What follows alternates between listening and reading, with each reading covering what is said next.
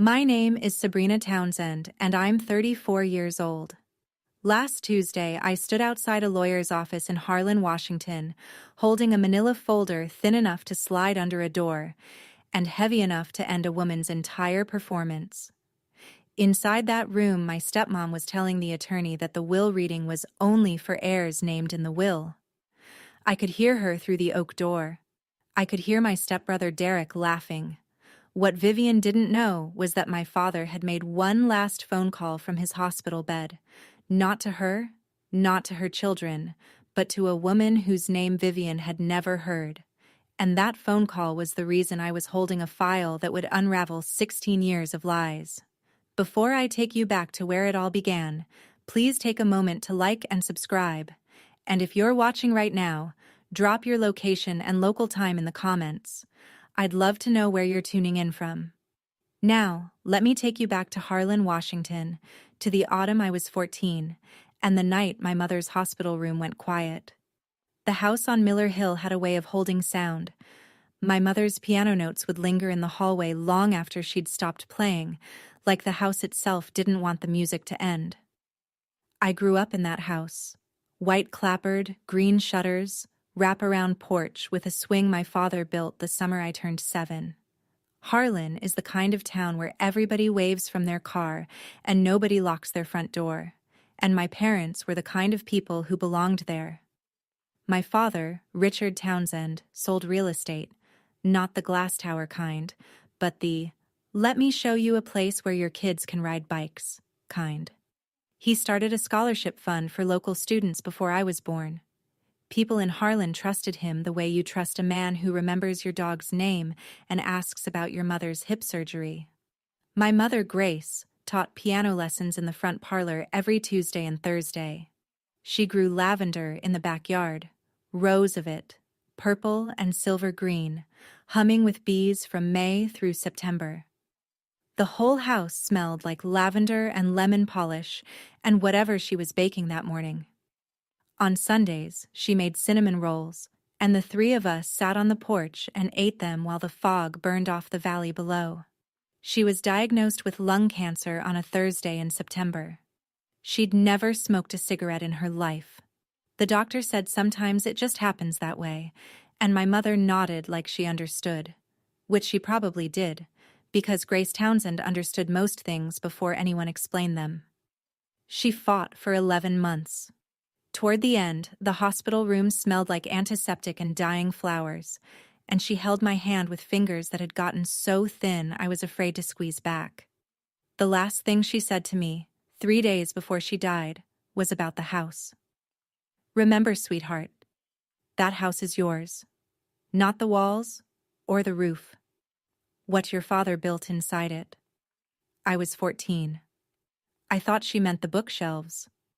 I didn't understand what she really meant until I was 34, standing in a lawyer's office watching everything my father had built get stolen by a woman who never planted a single seed of lavender in her life. But that came later. First came Vivian. Vivian arrived the way weather changes in the Pacific Northwest. Slowly at first, just a shift in the air, and then, all at once, the entire sky was different. 18 months after my mother died, my father started seeing a woman he'd met at a charity auction for the library. Vivian Marsh, tall, blonde, quick smile, the kind of voice that made everything sound like a compliment even when it wasn't. She worked part-time at a boutique in the next town over and had 2 children from a previous marriage. Derek, who was 12, and already louder than anyone in our house had ever been, and Paige, who was 8, and so quiet I sometimes forgot she was in the room. The town approved. Richard Townsend deserved happiness again, they said. He'd been so lonely since Grace. And Vivian was so charming, so attentive, so eager to fill the gap. They married when I was 16. Vivian moved in with her kids, and the changes started small. The kind you don't argue about because each one seems reasonable on its own. She pulled up my mother's lavender because she said it triggered her allergies. She replaced the lace curtains with linen panels because they let in more light. She converted the piano room into a second living area because nobody plays anymore. I played. She knew that. Derek took my bedroom upstairs. He's older, Sabrina, he needs the space. And I was moved to the small room in the basement. Vivian patted my shoulder the day I carried my boxes downstairs. I think you'll love having your own little space, sweetheart. Teenagers need privacy, right? I heard the snip of garden shears through my basement window that afternoon. Vivian cutting the last of my mother's lavender from its roots. Each cut landed like a clock ticking backward, erasing something I couldn't name.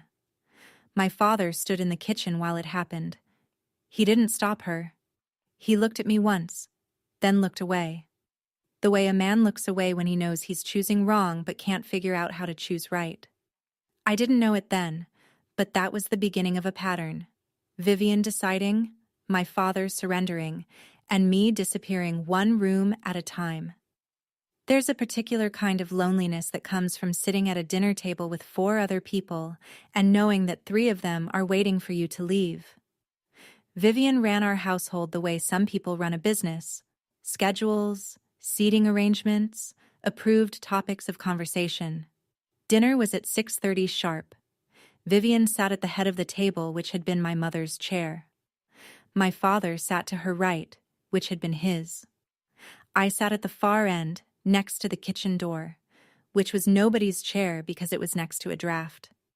Every time I tried to talk to my father alone, after dinner, on the porch, in the car, Vivian appeared. Not angry, never angry, just present. Oh, I was looking for you too. What are we chatting about? And whatever private conversation we might have had dissolved like sugar in hot water.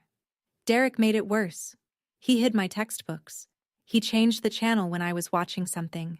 He ate the last of whatever I'd put my name on in the fridge and shrugged when I asked about it. Once, he told me at the breakfast table, "This is my house now." And Vivian overheard and laughed. "He's just teasing, Sabrina. You're too sensitive." The floor above my basement room creaked every time Derek walked across it.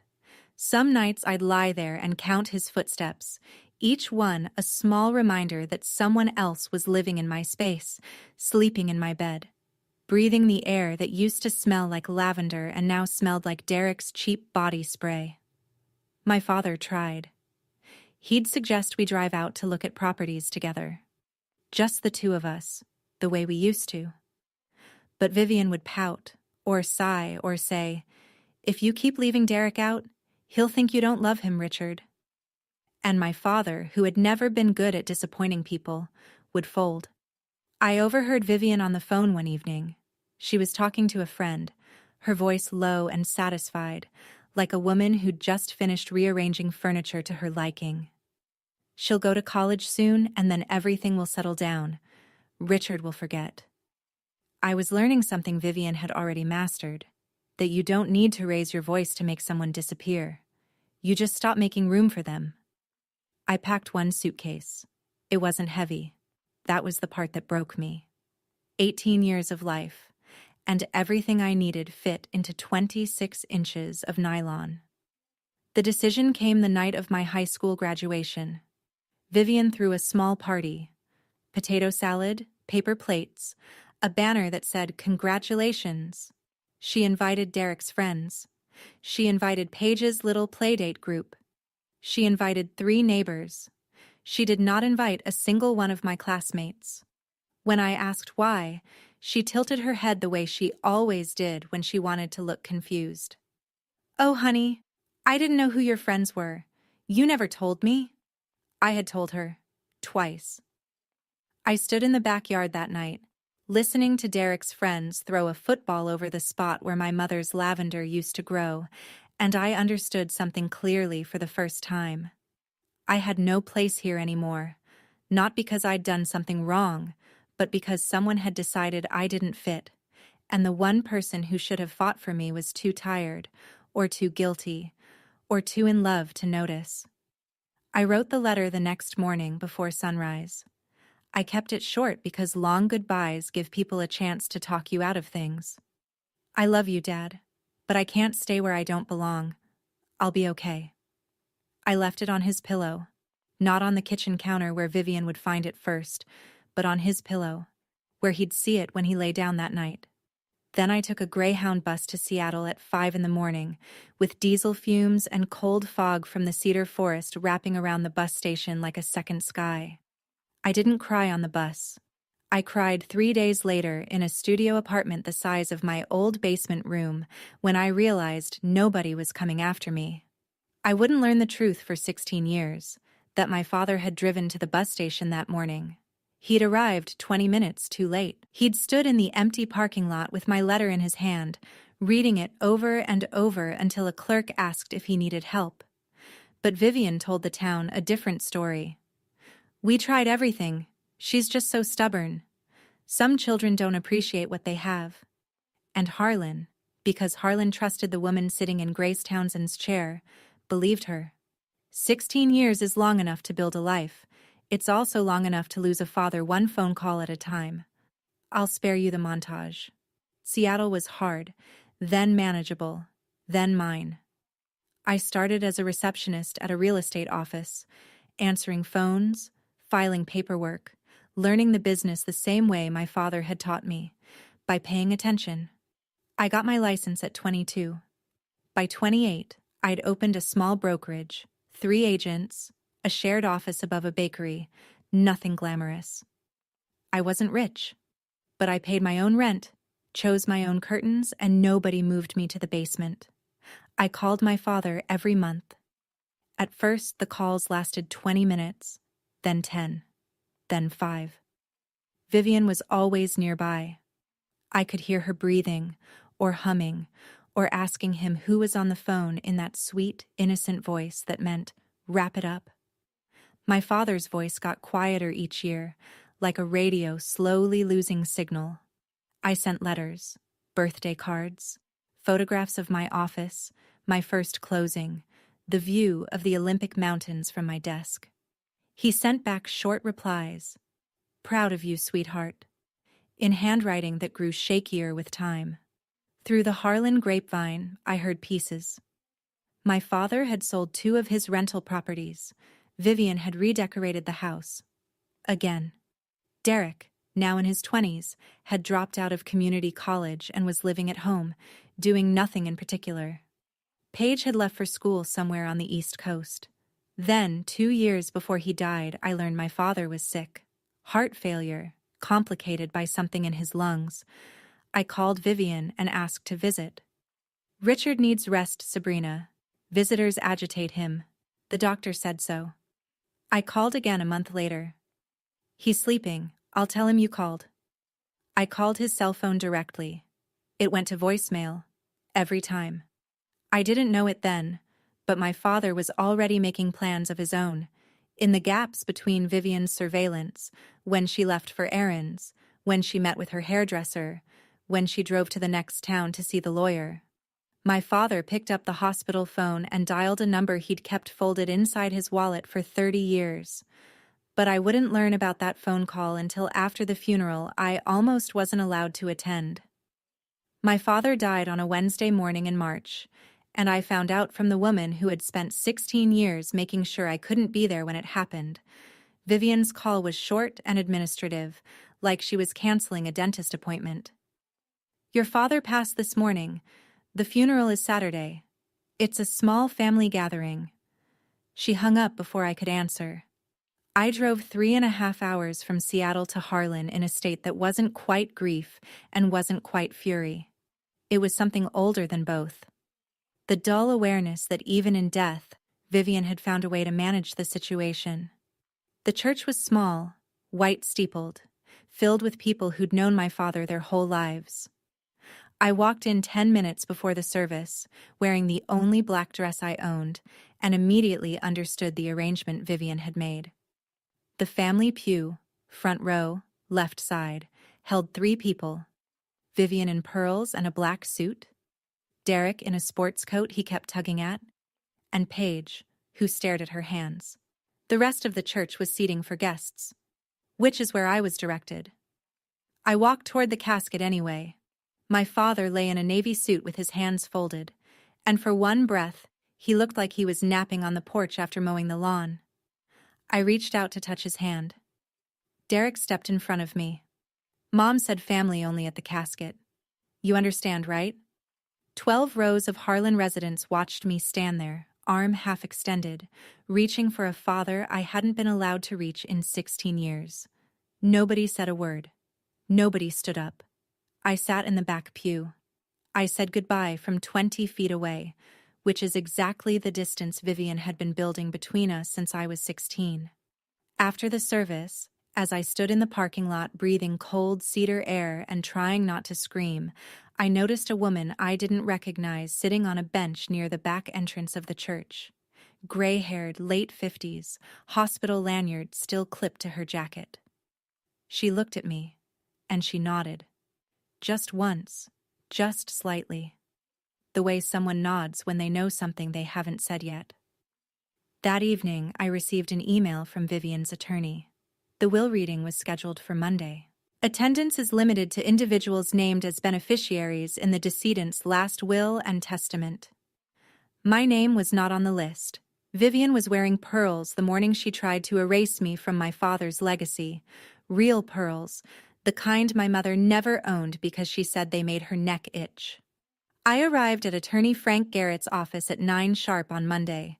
The building was downtown Harlan, red brick, brass nameplate, the kind of respectable that small towns use as shorthand for trustworthy. I pushed open the glass door and walked into a reception area that smelled like leather chairs and old carpet. Vivian, Derek, and Paige were already seated around a conference table. Garrett, a thin, careful man in his 50s, stood near the window with a folder in his hands. Everyone looked up when I entered. Vivian's expression shifted from surprise to amusement in about half a second. She stood up and positioned herself between me and the empty chair. This meeting is only for heirs named in the will, Sabrina. She smiled. Not a mean smile, worse. A patient one. The kind you give a child who's wandered into the wrong classroom. You heard her, Derek said, leaning back in his chair. This isn't your meeting. Garrett cleared his throat. Mrs. Townsend, under state law, biological children are typically entitled to notification regarding... She's been notified, Vivian said smoothly. I called her myself. She knows the situation. She turned back to me with that same measured smile. We appreciate you coming all this way, sweetheart. But Richard's wishes were clear. The clock on the wall ticked. Garrett looked at the floor. Paige looked at her hands. I let 3 seconds pass. Then I set the manila folder on the conference table. Gently, the way you set down something valuable. I'm not here to argue, Vivian. I just need to give your lawyer something. Vivian glanced at the folder. What is that? A sympathy card? You could call it that. Garrett reached for the folder. His hand paused over the letterhead. Cream paper. Embossed name. I watched recognition cross his face. He knew the name on that paper. Everyone in Washington probate law knew that name. He opened the folder, and the room went very, very quiet. The fluorescent lights hummed overhead. The clock kept ticking. And Vivian's smile, that polished, practiced 16-year smile, started to crack at the edges like paint peeling off an old fence.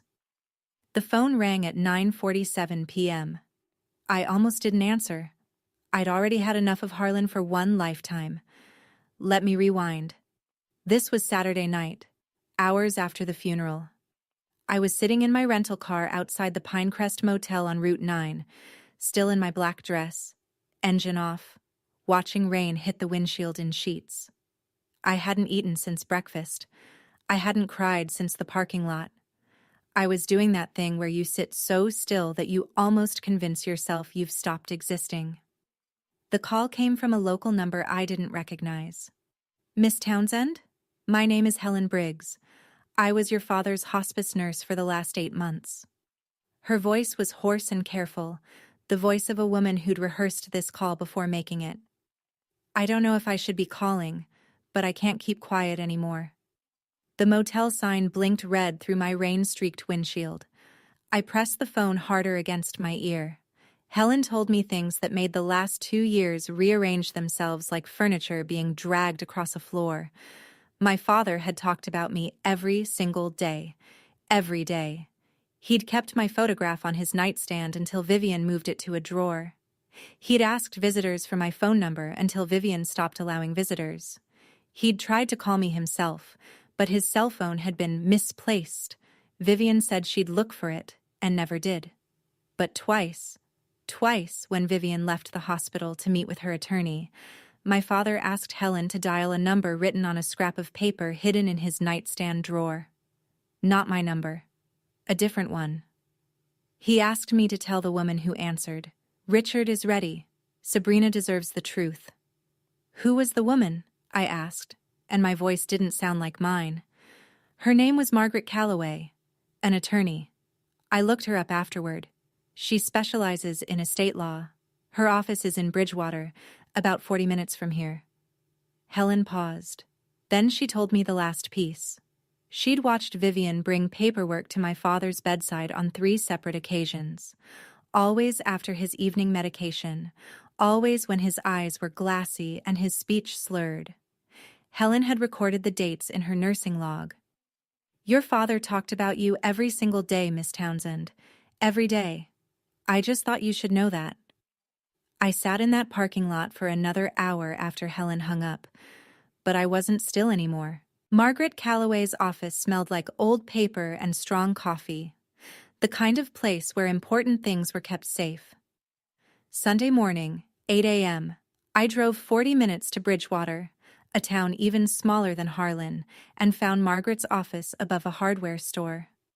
Oak door, brass handle, a potted fern in the window that looked like it had been there longer than I'd been alive. Margaret was 62, silver-haired, with reading glasses on a chain and the posture of someone who'd spent decades sitting across from people in the worst moments of their lives. She didn't shake my hand. She hugged me. Then she sat me down and told me what my father had done. "Your father called me 14 months ago," Margaret said. "He used the hospital room phone while your stepmother was at an appointment. He was angry, Sabrina. Angrier than I'd heard him in 30 years. He said a woman he didn't trust had brought him papers to sign while he was medicated. He said she was taking everything. And he said he wanted to make it right." Margaret had been my father's attorney since before he married my mother. She'd drafted his original will, the one that left the house, and the majority of his estate to me. When Vivian entered the picture, my father had never updated that will with Margaret. Vivian had engaged her own lawyer, Garrett, to draft a new one. "I drove to the hospital twice," Margaret continued. "The second time, I brought 2 independent witnesses and arranged for his physician to conduct a cognitive evaluation beforehand. Your father passed with flying colors. He knew exactly what he was doing." She slid a document across the desk. Cream paper, blue ink, my father's signature, shaky but legible. Witnessed, notarized, dated 14 months ago. The will left the house and 60% of his estate to me. The remainder went to the community scholarship fund he'd started before I was born. Vivian was allocated a reasonable monthly stipend. Enough to live on, not enough to control. Derek and Paige were not mentioned. "Your father was very clear, Miss Townsend." Margaret removed her glasses. He said, "I failed my daughter once. I will not fail her from the grave." I held that piece of paper with both hands. My father had been dying, controlled, monitored, medicated, and he had still found a way to fight. Not with his fists, with a phone call and a pen. The light through Margaret's oak-framed window was warm and sharp, and a mockingbird was singing in the tree outside like it was just a regular Sunday morning. For everyone else, maybe it was. Attorney Garrett read slowly. That was how I knew it was real. Lawyers don't read slowly unless they're reading something that changes the room. "Let me bring you back to Monday morning, back to the conference table. Back to the moment Garrett opened my manila folder and the clock on the wall became the loudest thing in the building. He turned the first page, then the second. His eyes moved down the cognitive evaluation, across the witness signatures, through the notarization seal. His jaw tightened the way a man's jaw tightens when he realizes he's standing in a building with a cracked foundation. "Mrs. Townsend," he said carefully, "this appears to be a second will, executed after the one currently in my possession." Vivian hadn't moved. Her hand was on the armrest, her knuckles whitening around the polished wood. "It includes a cognitive evaluation conducted by Dr. Feldman, 2 independent witnesses, and—" He paused. "An affidavit from a registered nurse detailing concerns about the circumstances under which the prior will was executed." Silence. The kind of silence that has weight to it. You could feel it pressing on your eardrums. "What are you saying?" Vivian's voice came out thin, stripped of its usual melody. "I'm saying that if this document is authenticated, and the letterhead suggests it was prepared by Margaret Calloway, whose reputation in probate law is well established, then the will I was asked to read today may be subject to legal challenge." Derek shoved his chair back from the table. "This is ridiculous. Dad would never—" "Sit down, Derek." I said it quietly, but the room was so still that it landed like a door slamming. "Let the lawyer read." Derek's mouth opened, closed, opened again. He sat. Garrett looked at me, then at Vivian, then at the documents in his hands. He was a careful man. I could see him calculating liability, obligation, exposure. "I'm going to recommend that we suspend today's reading," he said. "I'll need to verify these documents with Ms. Calloway directly. If they're legitimate, we'll need to reopen the probate process." Paige was watching her mother. Something shifted behind her eyes. Not anger, not sympathy. Recognition. The look of someone seeing a picture they'd been staring at for years suddenly come into focus.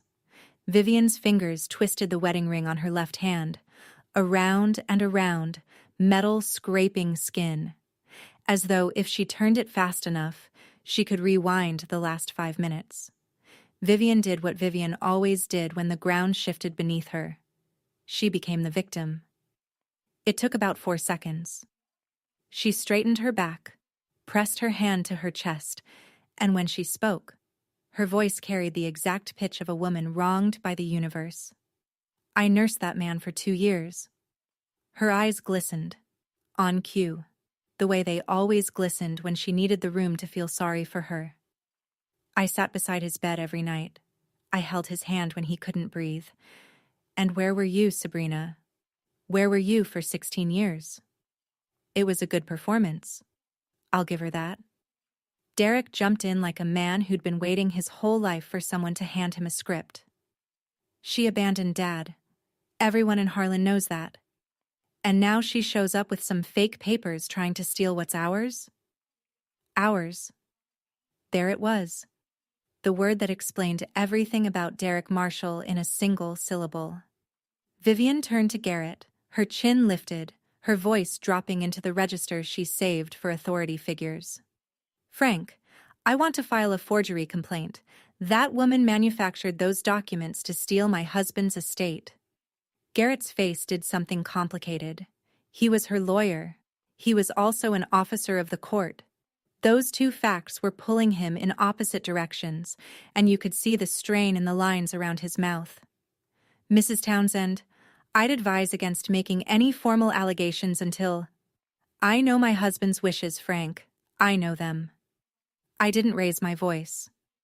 "Attorney Calloway is available to verify every document. Her number is on the 2nd page." And then a voice came from the corner of the room. Small, uncertain, but clear enough to land.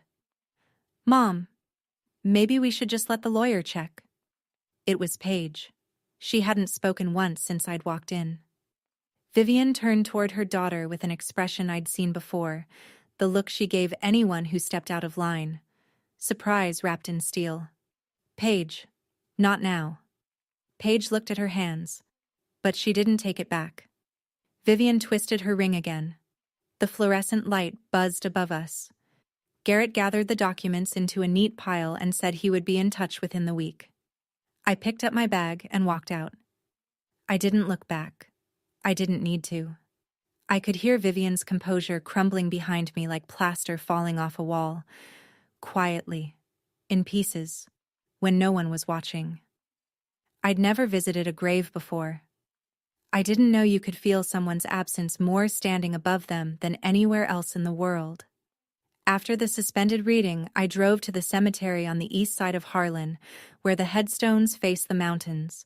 My father's grave was fresh, dark soil mounded under a temporary marker, no grass yet, no flowers except the arrangement left over from the funeral, already browning at the edges. I stood there for a long time. The ground was wet from last night's rain, and the smell of turned earth mixed with cedar from the tree line. Wind came down from the ridge, cold and steady, carrying the sound of nothing in particular. I thought about the last phone call. 3 months before he died, my father's voice had been so faint I'd pressed the phone against both ears. He'd said, "I'm sorry, sweetheart. I wasn't as strong as you." I hadn't understood. I'd thought he meant his health. Now, standing above him, I understood he'd meant everything else. The years of letting Vivian decide, the silence, the slow surrender. He'd known. He'd always known. He just hadn't been able to stop it. "You were stronger than you think, Dad," I said to the dirt. "You made a phone call when you could barely hold a phone. You signed a document when you could barely hold a pen. That's not weakness. That's the last thing a man does when he's out of options." A sparrow landed on the temporary marker, pecked at nothing, flew away. The sun broke through the clouds for exactly the length of time it takes to draw one full breath, and then disappeared again. I turned to leave and noticed something I hadn't seen when I arrived. On the far side of the grave, leaning against the base of the marker, was a small wreath, not from the funeral arrangement, which was formal and white. This one was simple, wildflowers tied with twine. A card dangled from it, handwritten in careful, uncertain letters. "Forgive me, Dad." No signature. But I recognized the handwriting, the same round, hesitant script I'd seen on grocery lists stuck to the refrigerator for years. Page. I left the wreath where it was. Then I walked back to my car and started planning what came next. Not revenge, something quieter than that. And, I think, something my father would have understood. I want to pause here for a moment because, standing at my father's grave, I realized something I'd been running from for 16 years. That leaving wasn't the same as letting go. If you've ever had to walk away from someone you loved because staying would have broken you, I think you understand. Hit that subscribe button, because what happened when the lawyer verified that file? You're going to want to hear this. Margaret Calloway walked into Garrett's office 3 days later the way she probably walked into every courtroom, like she'd already read the last page of the book. Garrett had done his due diligence. He'd called Margaret's office. He'd contacted the witnesses. He'd reached Dr. Feldman, who confirmed the cognitive evaluation was on file. Everything checked out, which meant Garrett had a problem, because the will he'd been hired to execute was now sitting across the table from a will that outranked it. The second meeting was smaller. Same conference room, same fluorescent lights, same ticking clock. But this time, Margaret Calloway sat on my side of the table, silver hair, reading glasses, leather briefcase that looked like it had survived more courtrooms than some judges. And the energy in the room had shifted the way air shifts before a storm rolls in from the coast. Garrett laid it out carefully. "The documents provided by Ms. Townsend have been verified. The second will was executed with proper witnesses, notarization, and a physician's cognitive evaluation confirming the testator's mental competence at the time of signing." He paused. Vivian sat rigid, her handbag clutched in her lap. Additionally, the affidavit from registered nurse Helen Briggs raises concerns regarding the circumstances under which the earlier will, the one I hold, was signed. The dates cited in the affidavit correspond with medical records indicating significant pharmaceutical intervention. Margaret spoke for the first time. "Mr. Garrett, I'm sure you'll agree that a will signed under documented pharmaceutical impairment raises significant questions. I trust you'll advise your client accordingly. Garrett looked at Vivian the way a man looks at a client he can no longer help. Mrs. Townsend, given the conflict of interest, I'm unable to continue representing you in this matter. I'd recommend you retain independent counsel. The room held its breath. Vivian had walked into this building 4 days ago with a smile and a string of pearls and absolute certainty that she owned my father's legacy. Now she was sitting in the same chair, in the same pearls, and the chair was the only thing she still had a claim to. The afternoon light came through the blinds in thin slats, and Margaret's shadow fell across the conference table in a straight, unbroken line. She didn't gloat.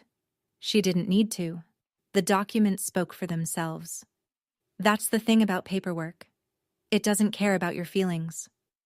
I'd imagined this moment 1,000 times. In none of those versions was I this calm. Vivian stood up so fast her chair rolled backward and hit the wall. The sound cracked through the room like a starter pistol. Richard loved me. Her voice had abandoned its usual melody. What was left was raw. The voice under the voice. The one she'd spent 16 years burying under charm and patience. He chose me. He chose this family. That girl left. She walked out and didn't look back. And I stayed. I stayed. Derek was on his feet a second later, his palm flat on the table. We'll sue. We'll take this to court. That nurse is lying. She's probably getting paid. Margaret didn't flinch. You're welcome to litigate, Mr. Marshall, but I should mention that the affidavit includes specific dates, times, and medication logs provided by the attending physician's office. Mrs. Townsend may want to consult her own counsel before making public accusations against a licensed healthcare professional. Derek opened his mouth, but nothing came out. The bravado had run dry, and underneath it was something I recognized from years of living under the same roof. A man who had never once been told no by anyone who mattered. Vivian turned to me. Her eyes were wet, but not with sadness. It was fury, the kind that lives in the chest, not the head. You ruined everything. I looked at her for a long moment. 16 years of distance, 2 decades of silence, and a lifetime of being told I didn't belong. I thought about the lavender she'd ripped out, the piano room she'd closed, the letter on the pillow that my father had found 20 minutes too late. No, Vivian. You started this 16 years ago. I'm just finishing it. A chair scraped against the floor. Paige stood up, gathered her coat, and walked out of the conference room without a word. Vivian called after her. Paige, Paige, come back here. But the door was already closing. The sound of that closing door was the only sound in the room for a full 5 seconds. Then Garrett cleared his throat and said the reading was concluded and both parties should prepare for formal probate proceedings. I picked up my folder. Margaret picked up her briefcase.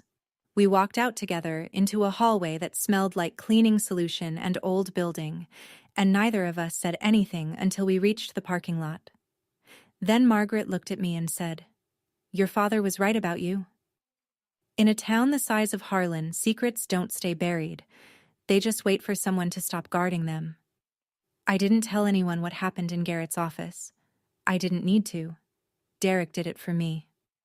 Within 48 hours, Derek was holding court at the tap room on Main Street, 3 beers deep, telling anyone who'd listen that I had forged my dead father's will and was trying to steal the family home. He said it loudly enough that the bartender heard it, the waitress heard it, and the retired postman at the end of the bar heard it and told his wife, who told her book club, who told the entire east side of Harlan by Thursday morning. The problem with Derek's version was that it didn't hold together. People started asking questions. If the will was forged, why hadn't the lawyer rejected it? If Sabrina was a con artist, why had she been living quietly in Seattle for 16 years instead of scheming? And why was Margaret Calloway, a woman whose reputation in probate law was solid enough to build a courthouse on, involved? The questions led to memories. uncomfortable ones. The woman who ran the grocery store on Pine Street told her neighbor, "You know, I remember Richard asking me once if I had Sabrina's phone number. Vivian was right there, pulling his arm, saying they had to go. I didn't think much of it at the time." The retired principal mentioned that Sabrina had been a good student, quiet, never in trouble, and that he'd always wondered why she'd left so suddenly. A member of the town council brought up something most people had forgotten. 3 years ago, he'd proposed naming the new community library wing after Richard Townsend, the man who'd funded half the town's scholarships. Vivian had shut it down. She said Richard didn't want the attention, the councilman recalled, but that wasn't like Richard at all. The story Vivian had built, the one where Sabrina was the ungrateful daughter who'd abandoned her poor, devoted father, started to develop cracks. And through those cracks, a different story was visible.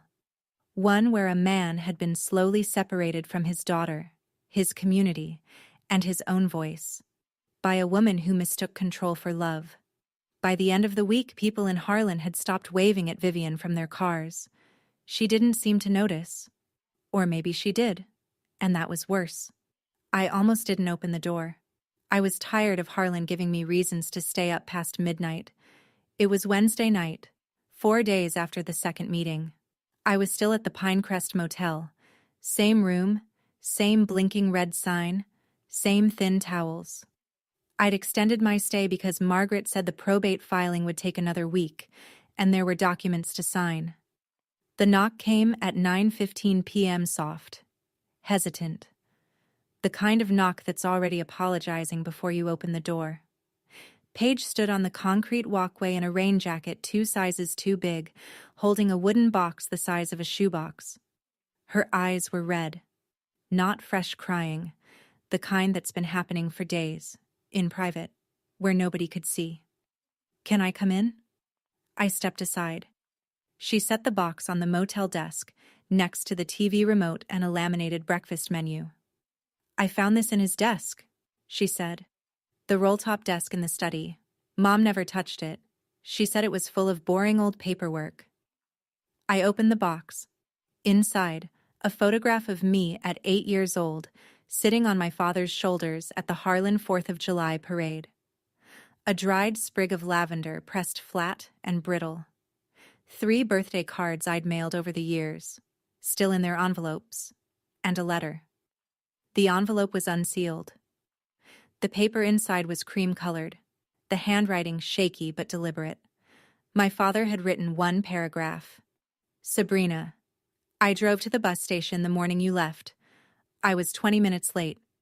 I stood in the parking lot and read your letter until a clerk asked if I was all right. I wasn't. I have never been all right since that morning. I'm sorry I was always late." The motel room was quiet. The ice machine hummed through the wall. Rain tapped against the window like it wanted to come inside. Paige was standing near the door, hands in her jacket pockets. "I didn't know," she said, "about any of it. I grew up hearing Mom say you left because you didn't care. I believed her. I'm sorry." I closed the box. I held it against my chest with both hands. "Thank you, Paige. This is the first time anyone from that family chose right." She nodded once. Then she left the way she'd come, quietly, without waiting to be thanked twice. The door clicked shut behind her, and I sat on the edge of the motel bed and read my father's letter again. And again. And one more time, until the words blurred and the room was blurry and the only clear thing was the smell of pressed lavender, faint and stubborn, rising from a box that had been waiting 16 years to be opened. Probate is not dramatic. It's paperwork and patience and fluorescent lighting and waiting rooms that smell like old carpet. Margaret filed the petition to admit my father's second will to probate the following Monday. The filing landed in the county courthouse like a stone dropped into a pond. Quiet splash, long ripples. Vivian retained a new attorney, a man from Tacoma named Whitaker who wore expensive ties and talked in paragraphs. He reviewed the case and, according to Margaret, advised Vivian that her options were limited. The evidence was clean. My father's will had a cognitive evaluation dated 14 months before his death. It had 2 independent witnesses, a retired schoolteacher and a notary public from Bridgewater, neither of whom had any connection to me or to my family. It had Margaret Calloway's seal, which in Washington probate circles carried roughly the same weight as a building permit stamped by God. On the other side, Vivian's will had been signed during a period when medical records showed my father was receiving significant doses of pain medication. Helen Briggs's affidavit documented 3 specific instances of Vivian presenting paperwork to Richard during these windows: dates, times, names of medications administered. The attending physician confirmed that the dosages in question could impair judgment. Vivian's new attorney attempted one defense: spousal relationship and reasonable care. He argued that Vivian had been Richard's caretaker and deserved consideration. The court acknowledged this, then pointed out that the second will already provided Vivian a monthly stipend. Richard hadn't cut her off. He'd simply redirected the bulk of his estate to his biological daughter and his community fund. Derek filed a separate motion claiming inheritance rights as a stepson. It was dismissed within the week. He had never been legally adopted by my father. Under Washington law, that ended the conversation. The whole process took 11 weeks. No cameras, no courtroom speeches, just paperwork, hearings, and Margaret Calloway sitting across from a series of increasingly tired attorneys who knew they were holding a losing hand. When it was over, the judge signed the order admitting my father's second will to probate. The house on Miller Hill, 60% of the remaining estate, and control of the scholarship fund transferred to me. Vivian's stipend began the following month. Margaret called me that afternoon. "It's done," she said. 2 words. 11 weeks of work, and 16 years of silence, finally answered. Derek did what Derek always did when things didn't go his way. He made them worse. I was back in Seattle when I got the call from the Harlan Police Department. A neighbor had phoned it in just before midnight. Someone was throwing furniture off the front porch of the house on Miller Hill. By the time the officers arrived, Derek had dragged a bookshelf into the yard, kicked in a window, and was working on the hallway closet, tossing boxes of my father's files into the wet grass. "If I can't have it," he reportedly told the officers, "then nobody should." They arrested him for criminal mischief and public intoxication. He spent the night in a holding cell that, I imagined, was about the same size as the basement room he'd taken from me when he was 12. I told the officer who called me that I wouldn't press charges. But he doesn't come near the house again. What I didn't learn until later, until the neighbor, Mrs. Callahan, told me during my next visit, was what Derek had accidentally uncovered in his rampage. In the front hallway, behind a decorative drywall panel that Vivian had installed years ago to cover the old fireplace, Derek's wild swinging had punched through the plaster. And behind that plaster, wedged against the original brick, was a picture frame. Mrs. Callahan had pulled it out after the police took Derek away. It was my parents' wedding photograph, Richard and Grace, standing on the porch of the house on Miller Hill, 1986. My mother in a simple white dress. My father in a suit that didn't quite fit. Both of them smiling like they'd just gotten away with something wonderful. Vivian had hidden it. Not thrown away. Hidden. Behind a wall she'd built herself, as though she could brick over my mother's existence and call it renovation. Mrs. Callahan handed me the photo in a paper bag. "I thought you should have this," she said. "Your mother was a lovely woman." I held the frame. The glass was cracked from Derek's impact, a single diagonal line running between my parents' faces. But the photo itself was intact. I could see my mother's dress, my father's crooked tie, the porch railing behind them that my father had painted green that same summer. Some things survive being hidden, some things survive being broken, and some things survive both. I didn't expect to feel anything when I saw Vivian sitting alone in that kitchen, but grief does strange things. It reminds you that even the people who hurt you are still people. I drove to Harlan the following weekend to sign the property transfer documents. Margaret had mailed them to the county recorder, but there were details that needed handling in person: utility accounts, insurance, forwarding addresses, the kind of mundane business that follows every upheaval. Vivian was in the kitchen when I arrived, not packing, just sitting at the table with 2 mugs of tea in front of her, one on each side, as though she'd been expecting company. The refrigerator hummed in the silence. The afternoon light came through the window above the sink, dirty with months of neglect, and cast a yellowish square on the linoleum floor. She looked smaller. Not physically. Vivian was still tall, still blonde, still put together in that careful way she always was. But something behind her face had collapsed, the way a building looks fine from the outside even after the foundation has shifted. "Derek's at his cousin's," she said, without looking up. "Paige won't return my calls." I set the documents on the table between the 2 tea mugs. Neither of us reached for them. Then Vivian said something I didn't expect.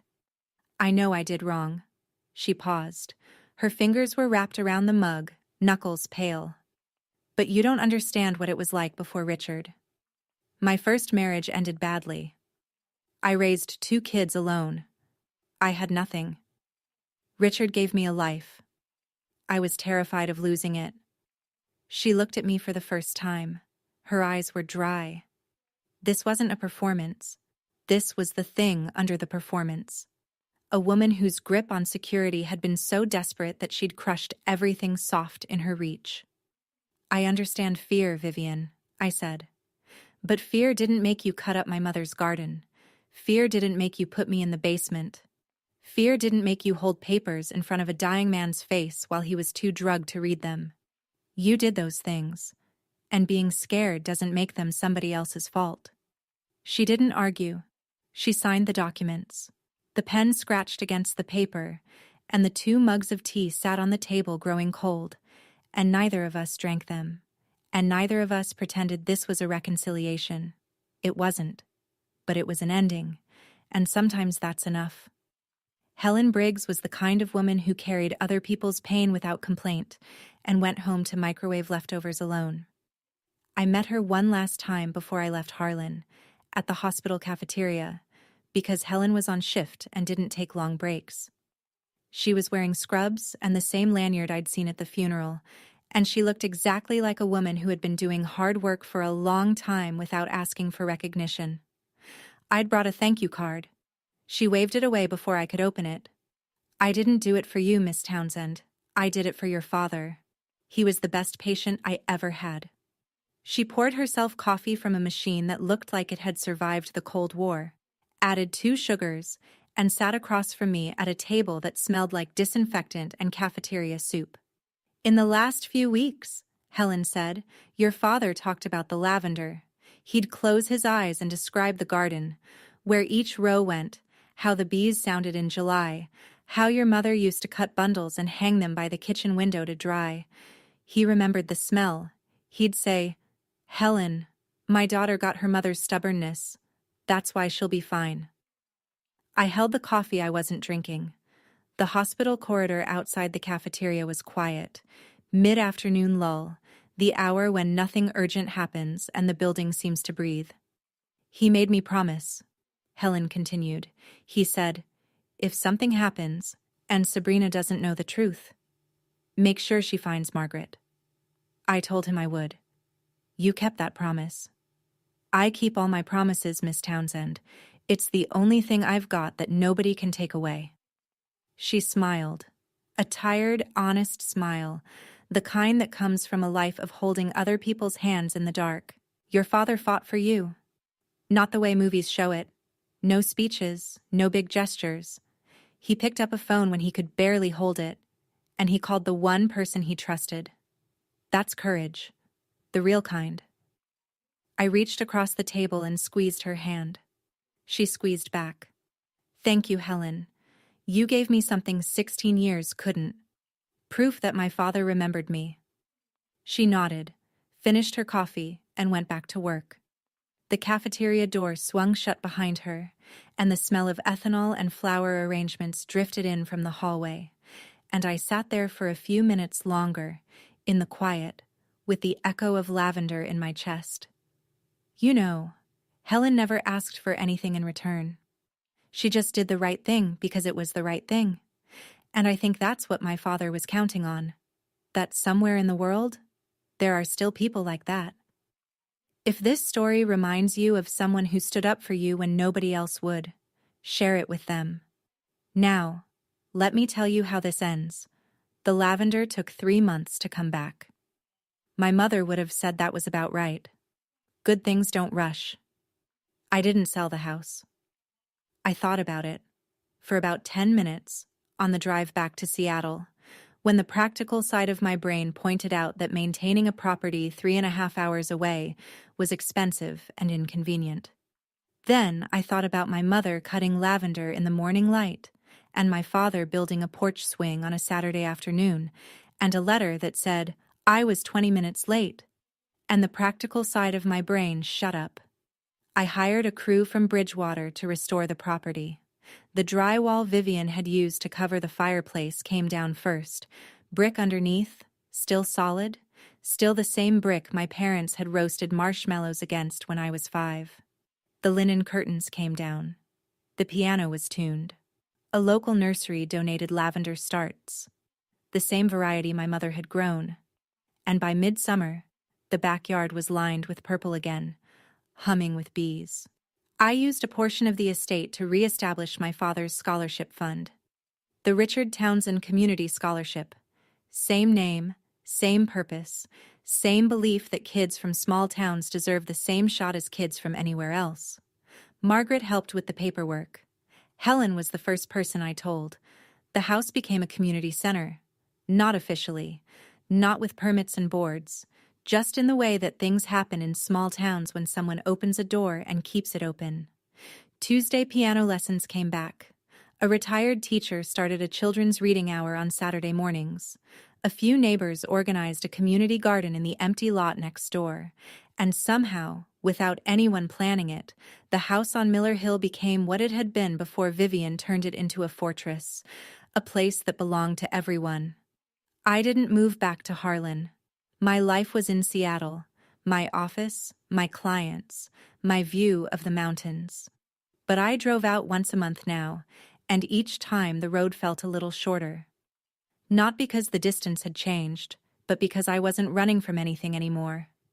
The first time I heard a piano chord echo through the hallway, a student practicing scales, simple and imperfect and beautiful, I stood in the doorway and let the sound wash through me like warm water. Some houses remember. The letter arrived on a Thursday. Lavender envelope, handwritten address, no return name. But I knew who it was from. 2 months had passed since the probate order. I was at my desk in Seattle reviewing a listing agreement when the mail came. The envelope was pale purple, the color of the lavender my mother used to grow, though I couldn't say whether Paige chose it on purpose. It felt deliberate. It felt like the kind of thing someone does when they're reaching for a connection they don't quite have yet. Inside was a single page, handwritten in the same careful script I recognized from the grocery lists and the card on the grave. Sabrina, I've moved to Portland. I got a job at a nonprofit that helps families with housing transitions. I don't know if you'll find that ironic. I kind of do. Derek won't talk to me. Mom is in her apartment, collecting her monthly check. She's stable. I don't visit often. That's not cruelty. It's survival. You probably understand that better than anyone. I don't know if we'll ever be family. I don't think I have the right to ask for that. But I wanted you to know. I went to see your dad's grave last week. I put fresh wildflowers, the kind that grow along the highway outside Harlan. I wrote, "Forgive me," on the card again. I don't know if he can hear it. I'm sorry for all the years I said nothing. I was a kid. And then I was a coward. And now I'm trying to be neither. Paige. I read the letter twice. Then I picked up a pen and a note card. Plain white, No lavender because I didn't want to oversell what this was, and I wrote back. Paige. He hears you. And so do I. Take care of yourself. The door is open, but nobody is rushing you through it.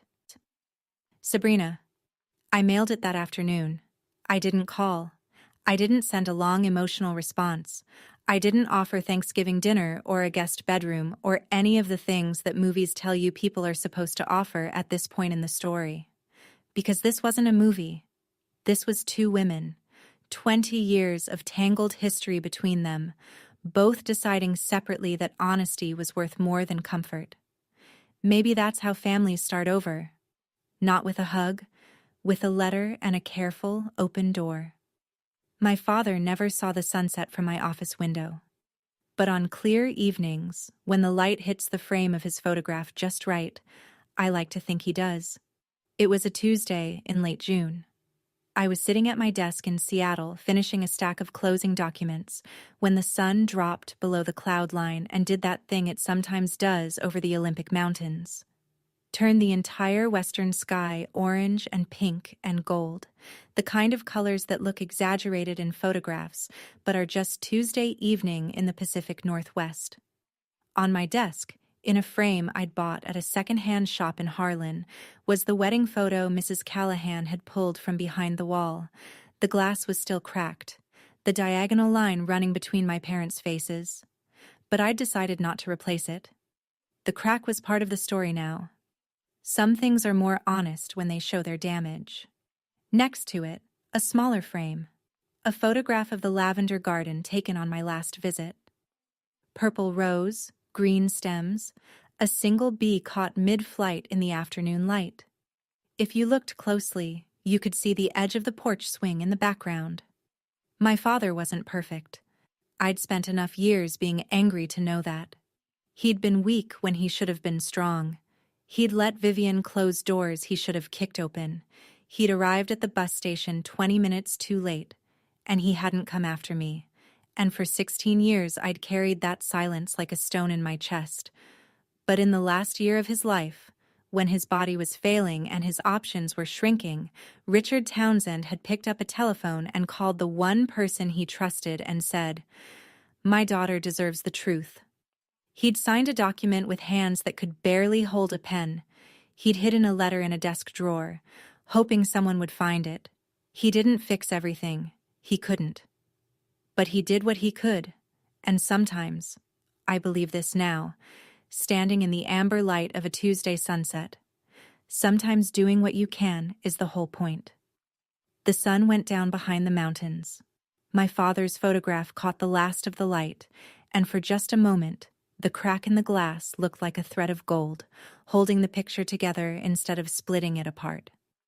I drove back to Harlan on a Saturday in June, not because I had to, but because I wanted to. That was the difference. The house on Miller Hill looked different now, and not just because of the fresh paint or the restored shutters or the sign by the front walk that read, "The Richard Townsend Community Center." It looked different because it was full again. There were bikes on the porch. There was a chalkboard easel by the door advertising Saturday Story Hour. There were two girls on the swing, one pushing, one laughing, and the swing chains were making that familiar metal creak that I remembered from a childhood that felt both 1,000 years ago and 5 minutes old. I parked in the driveway and walked through the garden.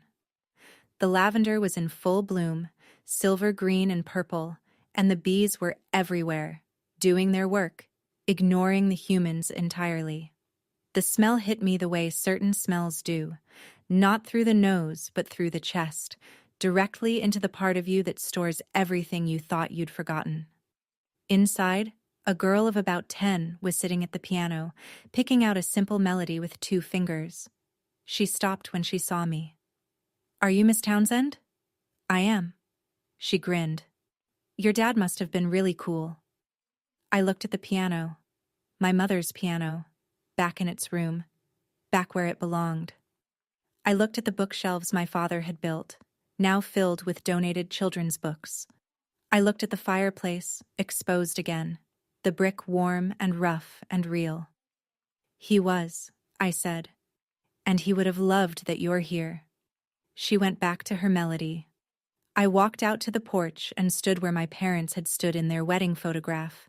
Same railing, same view of the valley, same green shutters.